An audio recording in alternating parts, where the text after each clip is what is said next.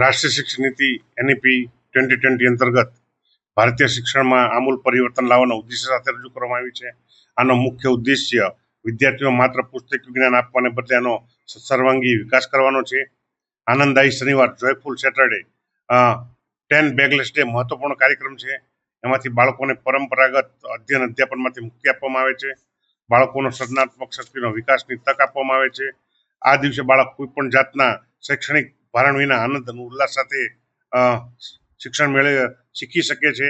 આમાં માસ ડ્રીલ, યોગા, બાલસભા, શૈક્ષણિક રમતો, પ્રોજેક્ટ્સ, ચિત્રકામ, સંગીત, ગામના નજીકના વિવિધ સ્થળોની મુલાકાત, ખેતરો હોય, ગામના ઐતિહાસિક સ્થળો હોય, railway station, police station, post office તેમજ નાના જે ગામમાં ગૃહ ઉદ્યોગો એની મુલાકાત કરે.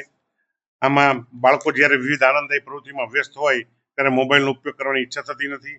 શારીરિક રમતો તેમજ સામૂહિક પ્રવૃત્તિઓ દ્વારા એમનો વિકાસ થાય છે. સામાન્ય રીતે આના દ્વારા બાળકોનો સર્જનાત્મક કાર્યો અને કલ્પના શક્તિનો ઉપયોગ કરવા માટે પ્રોત્સાહિત થશે.